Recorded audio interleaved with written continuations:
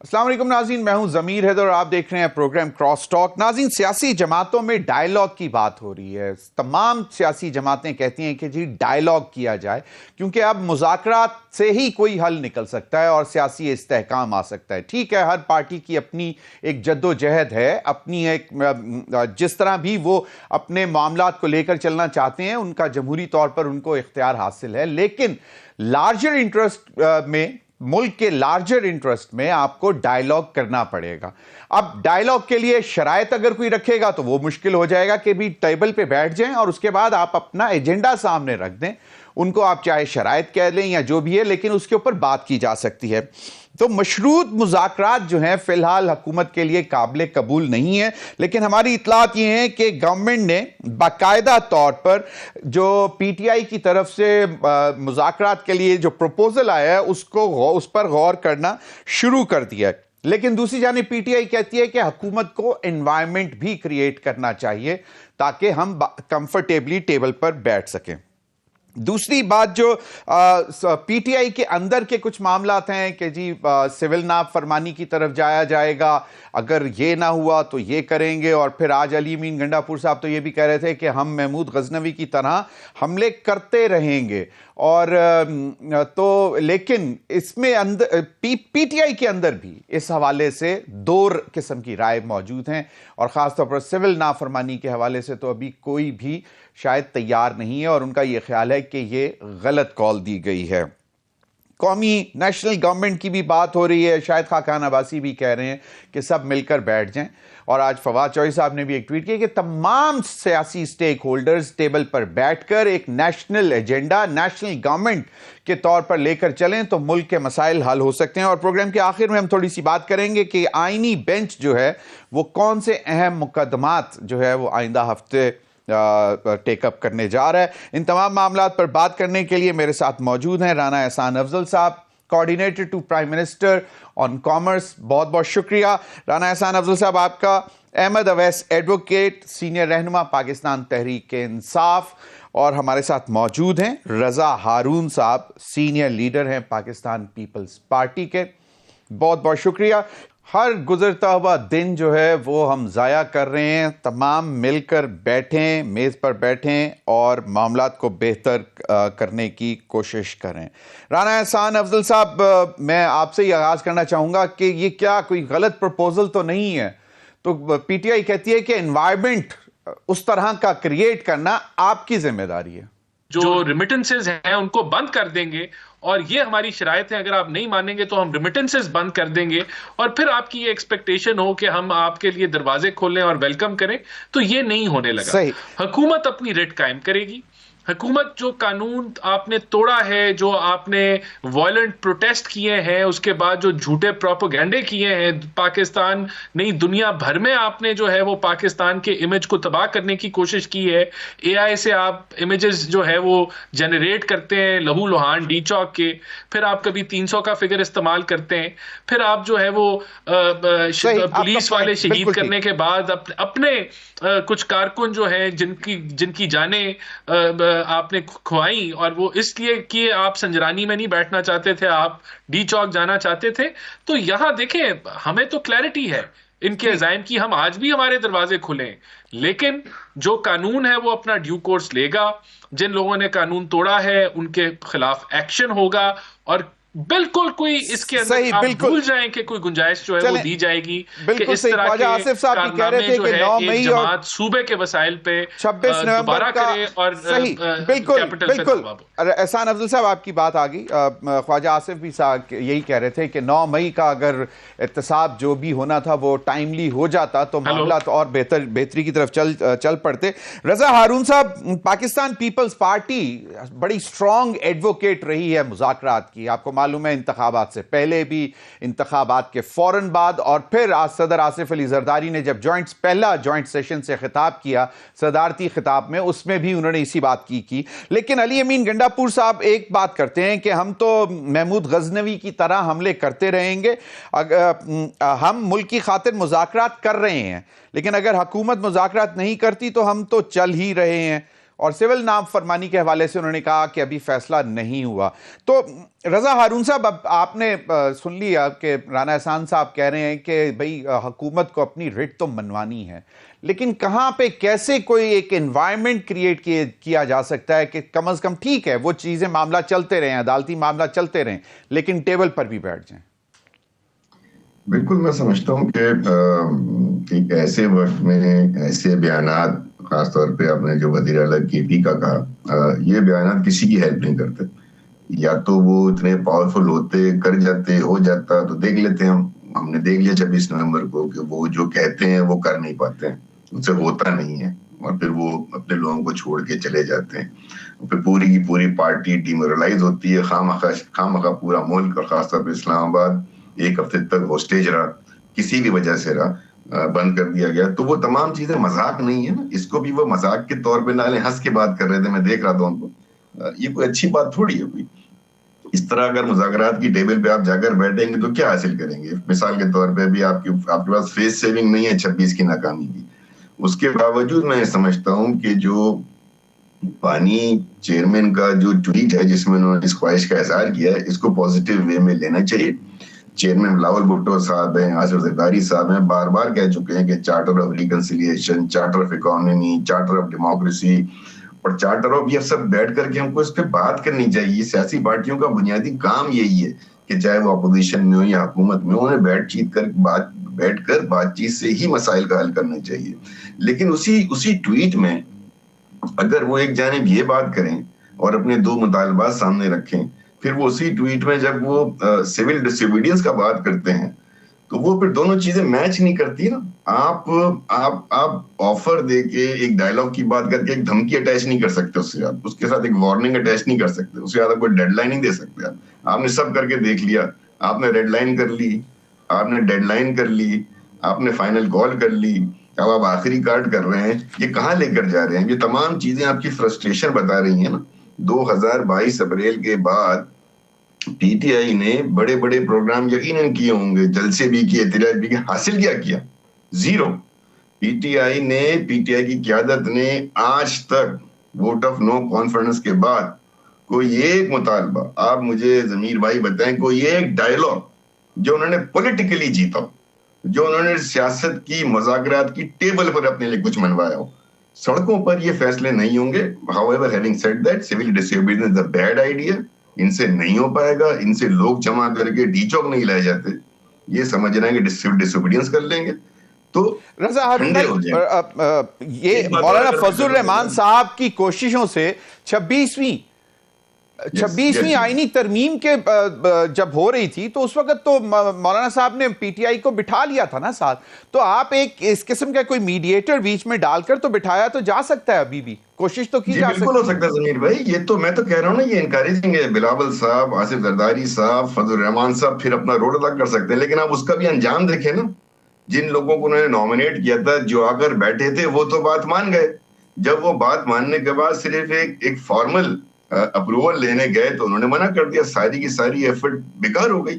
میرا مشورہ یہ ہے بانی پی ٹی آئی کو اور ان کی جماعت کے لوگوں، بھائی سیاست جو ہے نا، ورنہ وہ لیجنڈری کرکٹر ہیں، ٹیسٹ کرکٹر ہیں، I respect him for that. کہ نہ یہ T20 میچ ہے، نہ یہ ون ڈے انٹرنیشنل ہے، یہ ٹیسٹ کرکٹ ہے، ٹیسٹ میچ ہے. سیاست یہاں 3 دن بعد ایک دن آرام کیا دیا جاتا ہے. تو آپ وہ ایک آرام کا دن اویل کریں، تھوڑا سا ری گروپ کریں، تھوڑا بریدنگ اسپیس لیں، سوچیں آپ سے بہت غلطیاں ہو گئی ہیں اور اس کا خمیازہ نہ صرف ملک بھگت رہا ہے، آپ کے اپنے سپورٹرز، آپ کے لائلسٹ، آپ کے ووٹرز بھگت رہے. سو یو ہیو ٹو، ان کو اب ایک بیک سٹیج لینا پڑے گا.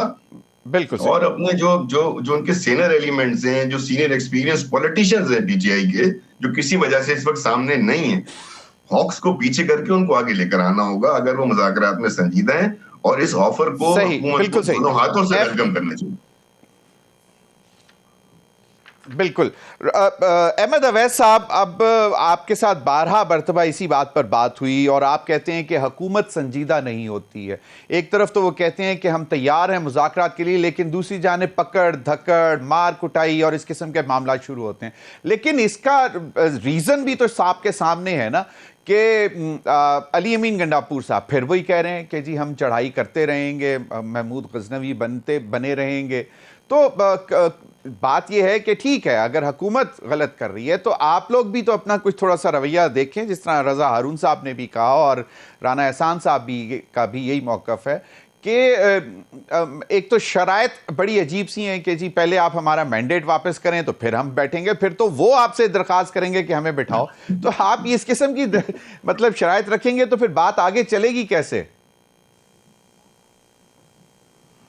دیکھیں نا، سٹرینج لاجک تو یہ ہے نا جو یہ دے رہے ہیں، وہ اصل میں تو سٹرینج لاجک تو وہ ہے کہ حکومت کا کہ قانون جو ہے کہ قانون کی بالادستی کی بات کرتے ہیں کہ قانون اپنا راستہ اختیار کرے گا، قانون کے مطابق یہ چیز صحیح ہے یا غلط ہے. تو قانون کو نافذ کرنے کا، اس کو قانون کے بنانے کا، اس کو نفاذ کا اختیار تو صرف اس کو ہے کہ جس کو مینڈیٹ آف دا پیپل ملا ہوا ہو. تو یہاں سے غلطی ہوئی، یہاں سے ٹیڑھی اینٹ لگی ہے تو وہ چلتی جائے گی اسی طرح سے. جب آپ کے پاس وہ اختیار نہیں تھا، اسی وجہ سے جو آپ کہتے ہیں کہ جی وہ فورن جو ریمیٹنس وغیرہ جو ہے، تو ریمیٹنس یہاں کس کو دیں گے؟ ان کو دیں گے جو عوام کے نمائندگان بھی نہیں ہیں. یہ کھا پی جائیں گے، آگے بھی کھا گئے تھے. آپ جب پیچھے چلے جائیے، جب نیوکلیر ایکسپلوژن ہوا تھا پاکستان کا اور فوراً جو لوگوں نے جو اپنے ریمیٹنس وغیرہ بھیجے تھے وہاں سے بڑی تعداد میں بھیجا تھا، تو وہ کتنا بڑا چارج لگا تھا نواز شریف فیملی کے اوپر کہ وہ پیسے غائب ہو گئے تھے، سارے فورن ایکسچینج غائب ہو گیا تھا. تو یہ طریقہ کار جو ہے کہ جب تک آپ عوام کے پیسے کے لیے نمائندگان نہیں ہوں گے جن کے اوپر عوام کو اعتماد ہوگا، تو یہ سلسلہ چلتا رہے گا. اب چلو ایک طرف اگر ہم کہتے ہیں کہ چلو جی پھر بھی آپ بیٹھے، تو اگر حکومت اس حالت میں بیٹھ کر اپنی ٹانگ اونچی کر کے مذاکرات کرے گی تو کبھی نہیں ہوگے. پھر یہی سلسلہ چلتا رہے گا کیونکہ یہ پاکستان کی قوم بھی جانتی کہ ہم رائٹ سائڈ کے اوپر ہیں، ہم سے زیادتی ہوئی ہے. اگر جب آپ نے مذاکرات کرنے ہیں تو پھر آپ کو میگنانیمٹی دکھانی ہوگی، پھر یہ باتیں بند کرنی ہوں گی. اور یہی طریقہ ہوتا ہے ہمیشہ. میں نے آگے بھی بات کی تھی اور یہ بالکل صحیح. احمد اویس صاحب میگنانیمٹی اسی میں ہے کہ وہ آپ کا مینڈیٹ واپس کر دیں سارے، مطلب اس سے کم پہ بات نہیں ہوگی. میں کہہ رہا ہوں نہیں، یہ بات نہیں. میں یہ کہہ رہا ہوں کہ میگنانیمٹی تو یہ ہوتی ہے کہ آپ یہ بات کرنی بند کریں، اپنی ٹانگ اونچی کر کے نہ رکھیں کہ جی یہ بھی یہ تو کر گئے، یہ بھی یہ کر گئے، یہ بھی یہ کر گئے. وہ تو اس لیے وہ تو ہر ایکشن کا ریئیکشن ہوتا ہے. اب جو کچھ ہوا ہے یہ اس ریئیکشن کی وجہ سے ہو رہا ہے پاکستان کے اندر. اب آپ نے اگر نیگوسیشن شروع کرنی ہے تو آپ کو وہ نیگوسیشن کے لیے انوائرمنٹ کریٹ کرنے ہوں گے. اور انوائرمنٹ کریٹ کرنے کا یہ طریقہ ہوتا ہے کہ آپ you have to be very soft in your dealing. Not that کہ شہباز شریف صاحب ایک سانس میں کہیں کہ جناب ہم بات کرنے کو تیار ہیں، اگلے سانس میں کہیں کہ ہم نے تو آپ کو بین کرنے کا فیصلہ کر لیا. دوسرے ممبران کہتے ہیں کیبنٹ کے کہ جی آپ نے تو 9 مئی کا واقعہ کیا، ہم تو ہاتھ ملانے کو تیار نہیں ہیں. کبھی ایسے بھی مذاکرات ہوئے ہیں. دیکھیے نا، یہ تو سلسلے اپنے آپ کو اپنے پریمیسز میں لانا ہوگا اور وہ انوائرمنٹ کریٹ کرنی ہوگی، ورنہ تو یہ سلسلہ چلتا رہے گا اسی طرح سے. کیونکہ وہ سمجھتے ہیں کہ وہ صحیح ہیں، آپ سمجھتے ہیں کہ آپ صحیح ہیں، تو پھر کہاں رکیں گے جا کر؟ صحیح. مجھے بریک کا کہا جا رہا ہے، بریک کے بعد مزید بھی بات کریں گے. ناظرین وقت ہوا ایک بریک کا، ہمارے ساتھ رہیے.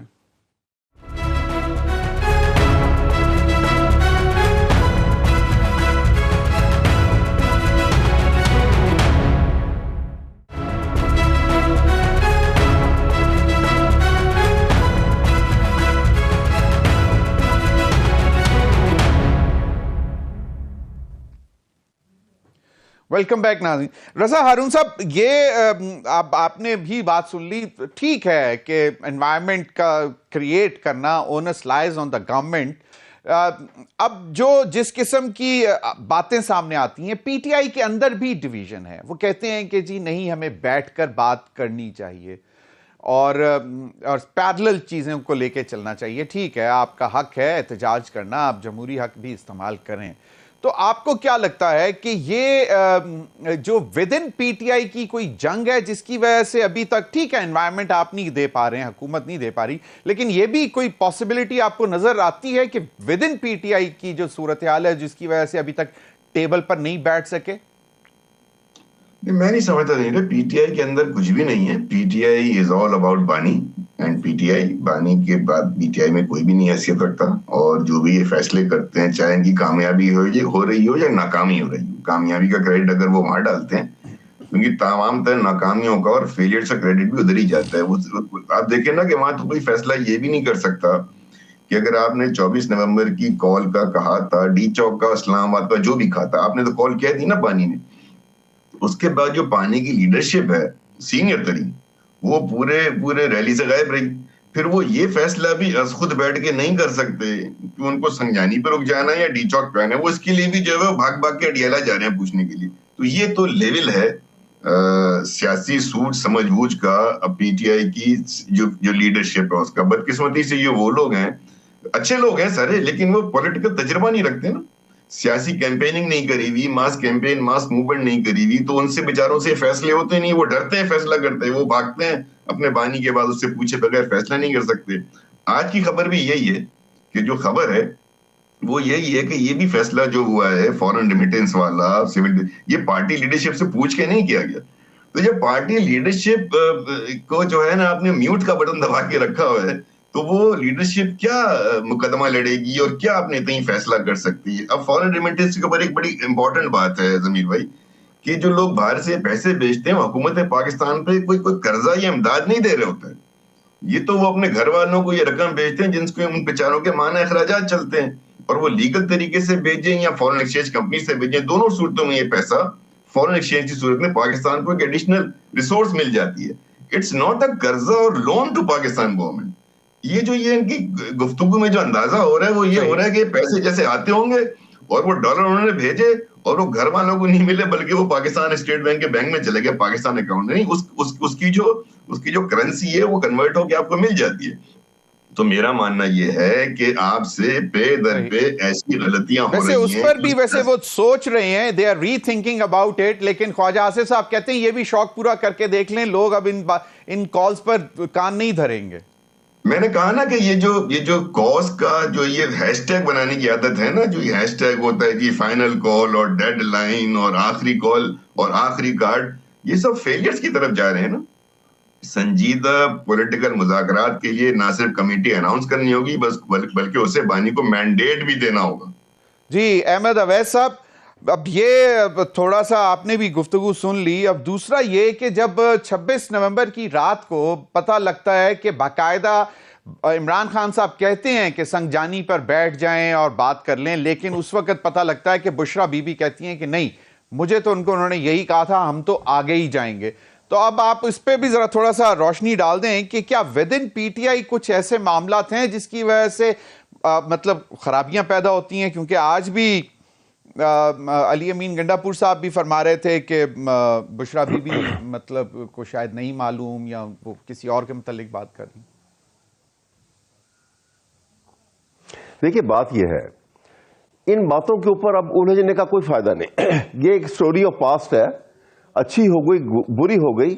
अगला स्टेप जैसे आपने शुरू की थी ना बात, मसला ये है कि हम अगर जब ये बातें करते रहेंगे तो हम मुस्तकिल माजी में बैठे रहेंगे। हमने इस वक्त इस सिचुएशन में जहां मुल्क फंस गया है, हालात ने ऐसे खतरनाक सूरत अख्तियार की हुई है, इससे स्टीयर आउट करने के लिए हमें कोई ना कोई एक खुले दिल के साथ एक प्लान करना चाहिए, जहां पे कुछ लो और कुछ दो के असूल के ऊपर भी और खुले दिल से बात सुने और बात सुने। अभी ये जो हारून साहब यहाँ बैठे हैं, पीपल पार्टी का वो ज़माना याद करें जब भुट्टो साहब के हंगामे हुए थे और इलेक्शन के रिगिंग का चार्ज था और हंगामे बहुत शिद्दत इख्तियार कर गए, तो उन्होंने भी बाकायदा तौर के ऊपर खुद TOR बनाई और ऑफर किया कि आओ बैठ के हम बातचीत करते हैं और ये हमारी टीम है और अपनी टीम ले आओ आप, और बातचीत शुरू हुई। वो अपने एजेंडे के साथ आए, इनका अपना एजेंडा था और बाकायदा तौर की गुफ्तगू एक लंबे कुछ अरसे तक वो चलती रही आपस में। और एट द एंड अभी हिस्ट्री है, ये मैं अपने पास से तो नहीं कह रहा, हिस्ट्री ये बताती है कि इनके मुज़ाकरात कामयाब हो गए थे। अलग बात है कि कामयाब होने के बावजूद उस वक्त जो है वो ज़ियाउल हक साहब जो है वो उन्होंने मार्शल लॉ लगा दिया। लेकिन मैं तरीक़ेकार बता रहा हूँ کہ حکومت کو ہمیشہ میگنانیمٹی دکھانی پڑتی ہے اور وہ انوائرمنٹ کریٹ کرنا ہوتا ہے. ہمارے آپ کو ایک اور بات بتاؤں، اس زمانے میں بتاؤں نہیں دیکھیے نا، میں یہی بات بتا رہا ہوں آپ کو ایک اور بھی. اس زمانے میں ایک سینٹنس اور، بھٹو صاحب بہت بڑے لیڈر تھے، ہر آدمی سے غلطیاں بھی ہوتی ہیں، چھائیاں بھی ہوتی ہیں.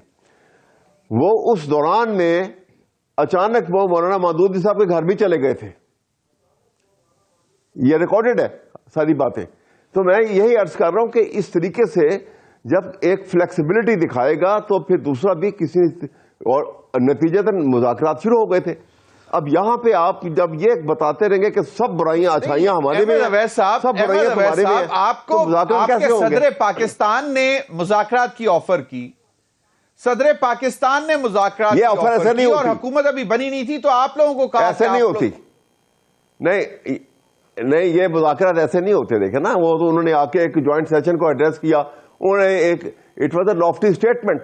مذاکرات کا ایک طریقہ کار ہوتا ہے. اس کے لیے یہ ہوتا ہے کہ آپ پہلے ٹی اور تیار کریں گے اور اپنے آپ کو کنورج کریں گے کہ ہاں اس کام کے لیے ہم یہ کام کرنے لگے ہیں. انہوں نے ایک انہوں نے سجیشن دی تھی حکومت کو کہ مذاکرات ہونے چاہیے.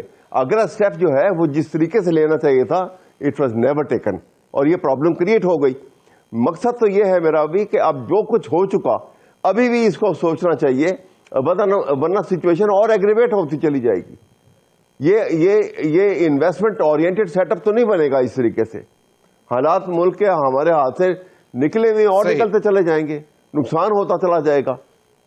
میں یہ کہہ رہا ہوں.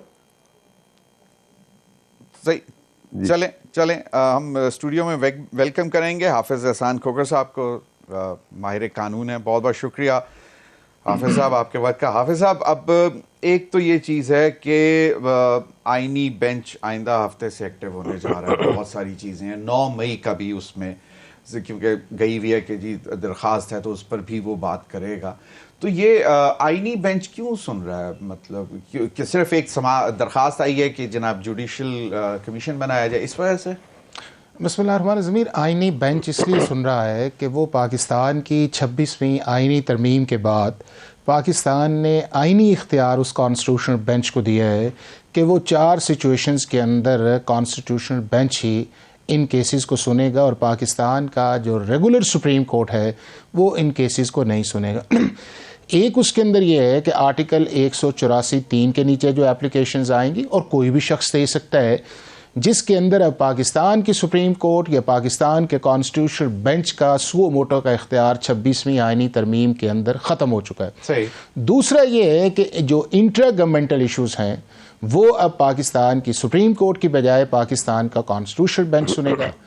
تیسرا، اور وہ سن رہے ہیں، اور تیسرا اس کے اندر یہ ہے کہ جو 199 آرٹیکل کے نیچے کیسز سنے جاتے ہیں ہائی کورٹ کے اندر، وائریز آف دا لا، یا اس کے بعد یہ ہے کہ انٹرپریٹیشن آف دا لا جو ہے وہ پاکستان کا کانسٹیٹیوشنل بینچ سنے گا، جو آرٹیکل 191(a)(1) کے مطابق ہے. اور چوتھا، پریزیڈنٹ آف پاکستان اگر آرٹیکل 186 کے نیچے سپریم کورٹ سے ایڈوائز پوچھتا ہے کسی بھی لا پوائنٹ کے اوپر، تو وہ پاکستان کی سپریم کورٹ کی بجائے کانسٹیٹیوشنل بینچ سنے گا. اب یہ جو پٹیشن آئی ہے وہ آرٹیکل 184(3) کے نیچے آئی ہے کہ پاکستان کی سپریم کورٹ جو ہے، جو اس وقت فائل کی گئی تھی، وہ ایک جوڈیشل کمیشن بنائے. اب یہ ہے کہ جوڈیشل کمیشن بنانا جو ہے نہ پاکستان کی سپریم کورٹ کا اختیار ہے، نہ پاکستان کے کانسٹیٹیوشنل بینچ کا اختیار ہے، نہ کسی ہائی کورٹ کا اختیار ہے. یہ اختیار صرف اور صرف جو ہے وہ پاکستان کی گورنمنٹس کا ہے، چاہے وہ آپ کی فیڈرل گورنمنٹ ہے، چاہے آپ کی وہ پروونشل گورنمنٹ ہے. اور اس کے لیے جو ہے آپ کا کمیشنز آف انکوائری ایکٹ جو ہے 2017 جو ہے وہ موجود ہے. اس کے نیچے گورنمنٹ کا پریروگیٹو ہے کہ وہ خود بھی بنا سکتی ہے، اور اس کے بعد وہ پاکستان کے کسی چیف جسٹس، سپریم کورٹ کے، ہائی کورٹ کے چیف جسٹس کو لکھ سکتی ہے. لہذا یہ کیس جو ہے لگا جائے گا، سنا جائے گا. مزید بات کرتے ہیں. رانا احسان افضل صاحب کچھ ایڈ کرنا چاہ رہے تھے کیونکہ وہ ڈسٹارٹ ہو رہی تھی لائن، تو اس پر جی رانا احسان افضل صاحب، آپ نے گفتگو سنی احمد ویس ایڈوکیٹ صاحب کی بھی، انہوں نے ذوالفقار علی بھٹو کی بھی بات کی اور دیگر معاملات بھی. ابھی حافظ احسان احمد صاحب سے بھی بات ہو رہی تھی. اب اگر کانسٹیٹیوشنل بینچ جو ہے وہ اگر جو کہہ دیتا ہے کہ جی ٹھیک ہے سنیں، جوڈیشل کمیشن بنائیں 9 مئی کے واقعات پہ بھی، 26 نومبر کے واقعات پہ بھی، تو اس پر حکومت کو کوئی اعتراض ہوگا؟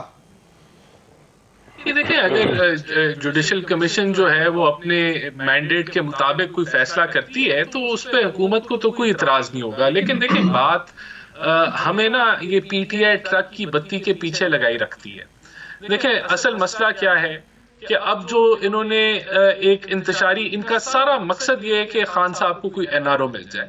ان کے جتنے اقدامات ہیں، دیکھیں یہ ہمارے لیے میں نے جس طرح پہلے کہا حکومت کے دروازے کھلے ہیں، لیکن آپ حکومت کو بلیک میل یا پاکستان کی کو بلیک میل آپ نہیں کر سکتے۔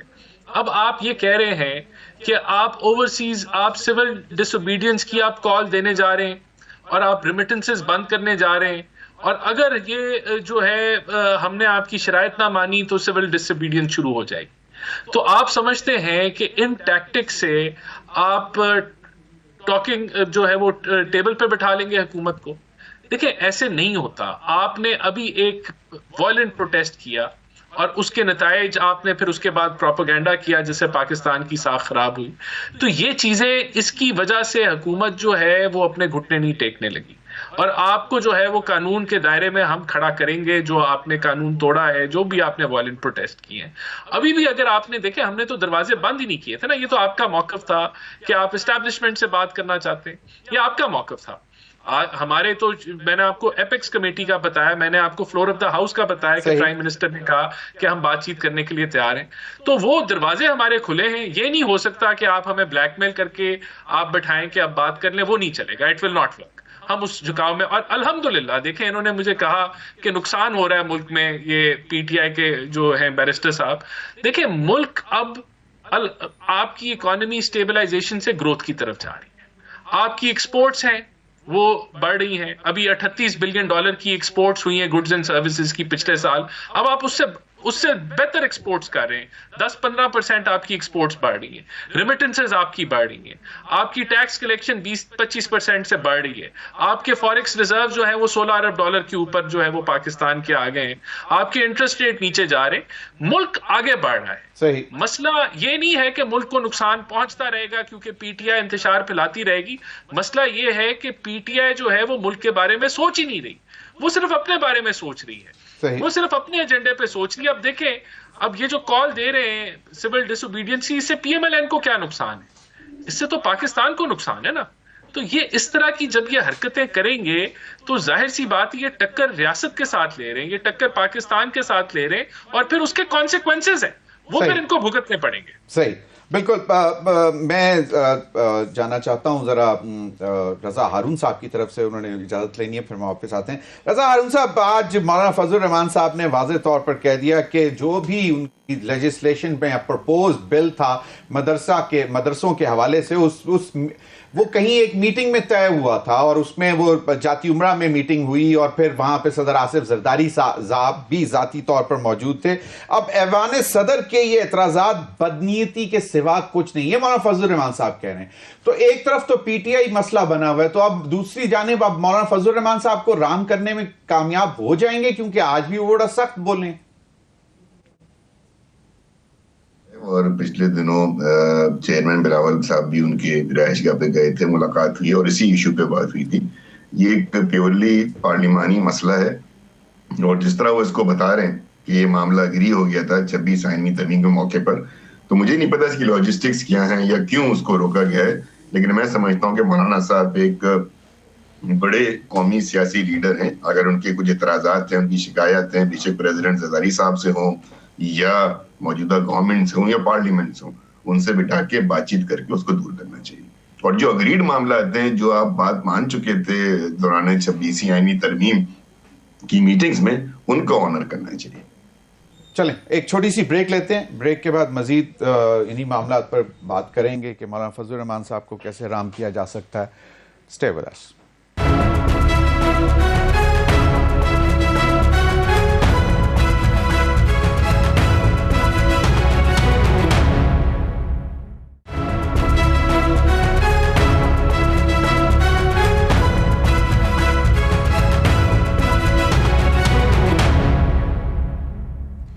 Welcome back.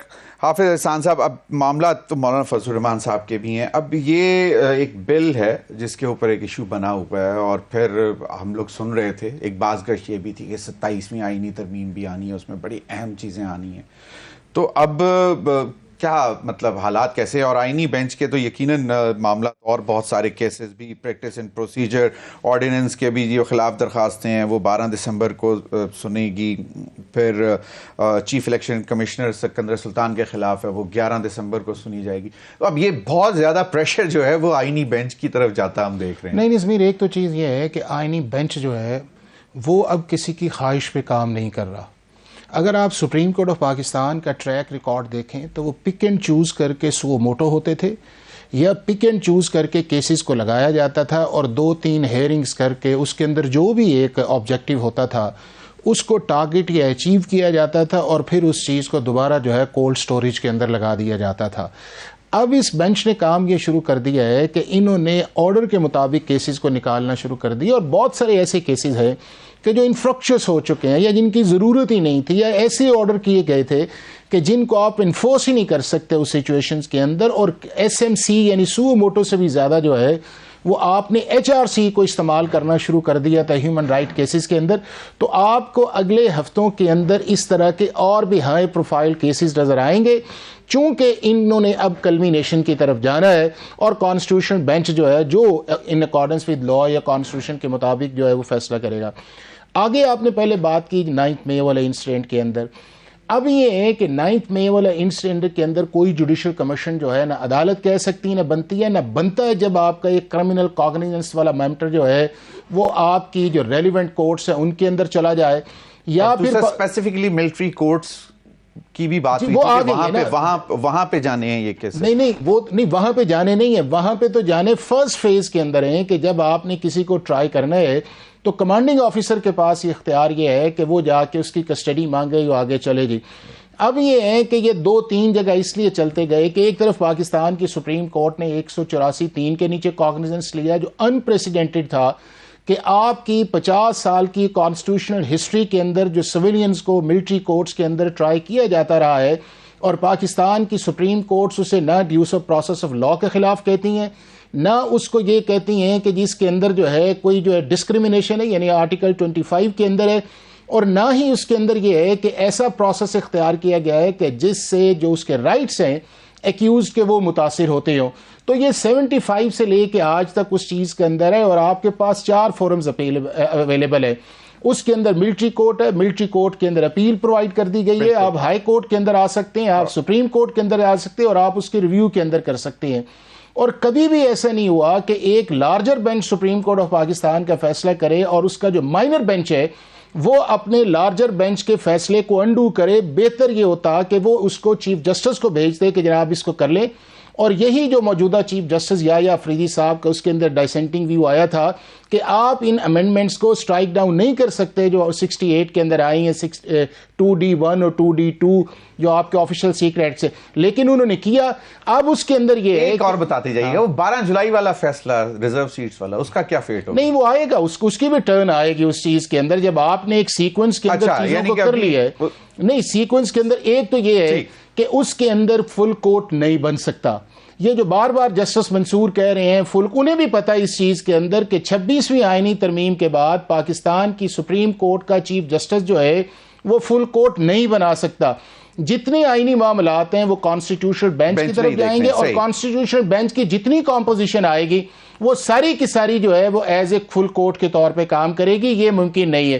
دوسرا جو امپورٹنٹ چیز ہے جس کی طرف آپ نے اشارہ کیا وہ یہ ہے کہ اگر پارلیمنٹ کے اندر گورنمنٹ نے سوسائٹیز رجسٹریشن ایکٹ کو منظور کر لیا تھا اور پریزیڈنٹ کے پاس چلا گیا تھا، اور اس کے اندر ضمیر جتنی بھی چیزیں آئی ہیں وہ ساری کی ساری ایسی ہیں کہ جس پہ کوئی اعتراض نہیں. مدارس نے یہ کہا ہے کہ ہم رجسٹریشن کرواتے ہیں، ہم ملیٹنسی پہ نہیں جائیں گے، ہم اس کے بعد جو ہے آپ کی سیکٹیرینز پہ نہیں جائیں گے، اپنے نصاب کو بہتر کریں گے، اپنے اکاؤنٹس کو بہتر کریں گے. ایک ایشو تھا وہ یہ تھا کہ اگر آپ نے کسی جگہ رجسٹریشن کروانی ہے تو ایک ہی اتھارٹی ہونی چاہیے، مختلف نہیں آنی چاہیے. تو میرا خیال یہ ہے کہ جس طرح بلاول بھٹو صاحب یا پرائم منسٹر ہیں یا اس کے بعد مولانا صاحب آن بورڈ ہیں، یہ ساری کی ساری چیزیں جو جوائنٹ سیشن کے اندر چلی جائیں گی اور یہ معاملہ جو ہے ایمیکیبلی جو ہے وہ ریزالو ہو جائے گا، کیونکہ یہ بہت بڑا معاملہ ہے. پاکستان کے چاروں مسالک اس کے اندر ہیں، ساروں کی کانسنس ہے، اور ایسی کوئی پروویژن ایسی نہیں ہے جو آپ کی کانسٹیٹیوشن یا لا یا آپ کی جو فیٹف کی آبلیگیشنز ہے اس کے خلاف جاتی ہو، افیکٹ کرتی ہو، اور جو پریزیڈنٹ کی طرف سے آئی آبزرویشنز آئی ہیں وہ کانسٹیٹیوشنلی سسٹینیبل نہیں ہے. صحیح. رضا ہارون صاحب، ایک چیز ذرا آپ بھی ساتھ ساتھ ہی بتاتے چلیں کہ یہ جو پیپلز پارٹی اور پی ایم ایل این کا جو اس وقت تھوڑا سا لو ہیٹ ریلیشن شپ چل رہا ہے، اور خاص طور پہ پنجاب کے حوالے سے، اس میں کوئی بہتری کی مطلب یہاں بھی سخت موقف ہے، اور خاص طور پر پانی کا ایشو لے کر تو پیپلز پارٹی بہت سخت ناراض ہے. تو اب آئندہ پھر معاملات کیسے چلیں گے؟ کیونکہ بلاول صاحب نے یوم تاسیس کے موقع پر یہ کہا تھا کہ بہت ساری ایسی چیزیں ہیں جن پر ہم اتفاق نہیں کرتے. جی بالکل. ویسا میں آ رہا ہوں ان کے بعد سر آپ کے پاس. کولیشن میں مرجر کے ساتھ نہیں ہے اور اپنے اپنے ایشوز ہوتے ہیں. پنجاب کی پالیٹکس پیپلز پارٹی کی ڈیفرنٹ ہے. وہ اپنی پولیٹیکل سروائیول کے لیے، اپنی پولیٹیکل وائبلٹی کے لیے وہاں موومنٹس کرے گی، اور جو لوکل وہاں پہ جو پولیٹیکل پارٹیز ہیں وہ اس کی رائیولز ہیں. اسی طرح سندھ کے اندر جو یہ معاملہ ہو رہا ہے کینالز کا، اس کی مخالفت پورا سندھ کر رہا ہے، اور اس پہ ری تھنک کرنے کا بھی کہہ رہے ہیں بلاول صاحب، اس پہ دوبارہ سوچنے کا کہہ رہے ہیں. اور وہ یہ بھی ساتھ کہہ رہے ہیں کہ میرے پاس کے لیے اور بہت سارے سولوشن ہیں، اچھے سولوشنز ہیں، وائبل سولوشن ہیں، سائنٹیفک سولوشنز ہیں. تو وہ یہ چاہ رہے ہیں کہ اس میں مذاکرات ہو، اس سے بات چیت ہو، تو وہ جو سندھ کی حکومت، سندھ کا صوبہ جو سولوشن دے رہا ہے، اس میں پھر ان کینالز کی ضرورت نہیں رہ جائے گی. احمد اویس صاحب، آپ نے حافظ احسان کھوکھر صاحب کی بھی گفتگو سن لی. اب یہ ساری صورتحال جو ہے، اب اگر یہ کہتے ہیں کہ جی جوڈیشل کمیشن کی تو کہیں پہ گنجائش ہے ہی نہیں، اور آپ کا فورموسٹ مطالبہ بھی اس وقت یہی ہے کہ جی جوڈیشل کمیشن بنایا جائے. پہلے تو صرف 9 مئی پہ تھا، اب وہ ایک علیحدہ ایشو ہے، نومبر پر بھی بنایا جائے. تو یہ نہیں فارگیٹ.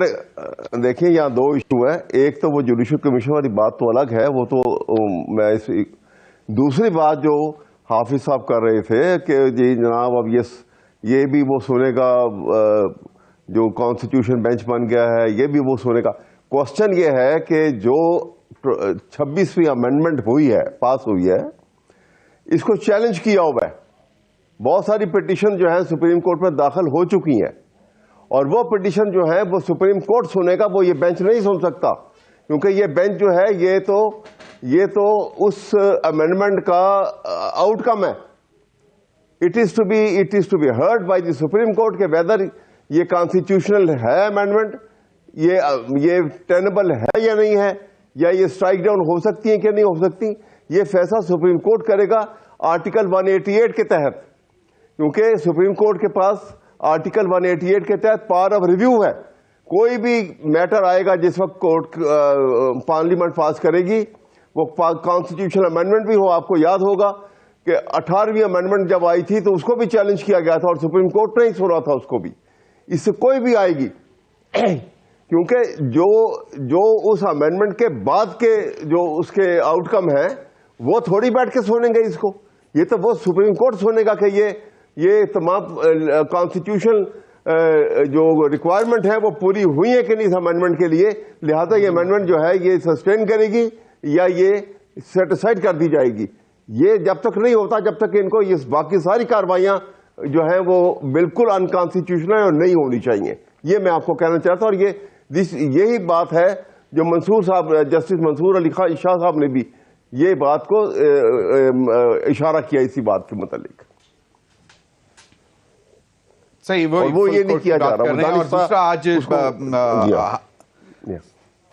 صحیح حافظ احسان کھوکھر صاحب، مجھے یہ بتائیں کہ آج شاہد خاقان عباسی صاحب بھی کہہ رہے تھے کہ 26 مہینے کی حکومت جو میاں شہباز شریف صاحب کی، پہلے 16 مہینے اور اب 10 مہینے، اس میں سوائے ایک تحفہ اور وہ 26ویں ترمیم، اور وہ کہہ رہے ہیں کہ ہمیں یہ آنے والے دنوں میں یہ واپس کرنی پڑے گی اور پھر ہم پچھتائیں گے کہ یہ کیوں کی. اس کو بھی ذرا ایکسپلین کر دیجیے گا. اور دوسرا وہ کہہ رہے ہیں کہ نہیں، سپریم کورٹ کا اختیار ہے اور سپریم کورٹ میں ہی چیزیں سنی جائیں. ازمیر صاحب، ایک تو یہ ہے کہ آرٹیکل 188 کے نیچے پاکستان کی سپریم کورٹ کوئی بھی کیس نہیں سن سکتی. 184(3) کے نیچے سنے گی تو اس کا ریویو 188 کے نیچے آئے گا, ڈائریکٹ 188 نہیں ہے. دوسرا یہ ہے کہ کل پاکستان کے چیف جسٹس نے جوڈیشل کمیشن کے اندر رسپانس کر دیا ہے کہ بھائی صاحب اب ان پٹیشنز کو فکس کرنے کا اختیار میرا نہیں ہے, بلکہ وہ آئینی بینچ کی کمیٹی ہے جو 3 ممبرز پہ مشتمل ہے. تیسرا اس چیز کے اندر یہ ہے کہ بار بار جسٹس منصور کا یہ کہنا ہے کہ آپ اسے لگائیں, تو اس کا مطلب یہ ہے, نہیں اب دیکھیں احمد اویس صاحب کہ پاکستان کا چیف جسٹس بھی غلط ہے, پاکستان کی پارلیمنٹ بھی غلط ہے, پاکستان کے چیف جسٹس کے ساتھ جو 4 جج اور بیٹھے ہوئے تھے انہوں نے بھی جسٹس منصور کو انہوں نے بھی جسٹس منصور کو جسٹس منصور کو نہیں کیا, اور کس احمد اویس صاحب میں آتا ہوں آپ کی طرف, انہوں نے بھی جسٹس منصور کو سپورٹ نہیں کیا. اب جسٹس منصور صاحب ایک سینسیبل جج ہیں, ہائی کورٹ کے چیف جسٹس رہے ہیں, بار بار لیٹر لکھ رہے ہیں, خود ہی ساختہ کمیٹیز بھی بنا رہے ہیں پریکٹس اینڈ پروسیجر کے اندر, جب کہ ان کا چیف جسٹس ان کے فرینڈ بھی ہیں, فیملی کانٹیکٹس بھی ان کے ہیں, ان کو پولائٹلی اب اس لیول تک لے آئے ہیں, اور وہ فورم نہیں تھا جس کے اندر انہوں نے کل اعتراض اٹھایا ہے, اور پاکستان کے سارے جوڈیشل کمیشن چیف جسٹس کے سامنے کھڑا ہوا ہے. تو چیزیں جو ہیں وہ خواہشات پہ نہیں چلتی. آرٹیکل 239 کے نیچے امینڈمنٹ آئی ہے, جتنی دیر تک وہ امینڈمنٹ موجود ہے ہمیں اس کو فالو کرنا پڑے گا, پاکستان کے ہر جج کو فالو کرنا پڑے گا. اور ایک اور چیز یہ میں آپ ہی سے مخاطب ہوں,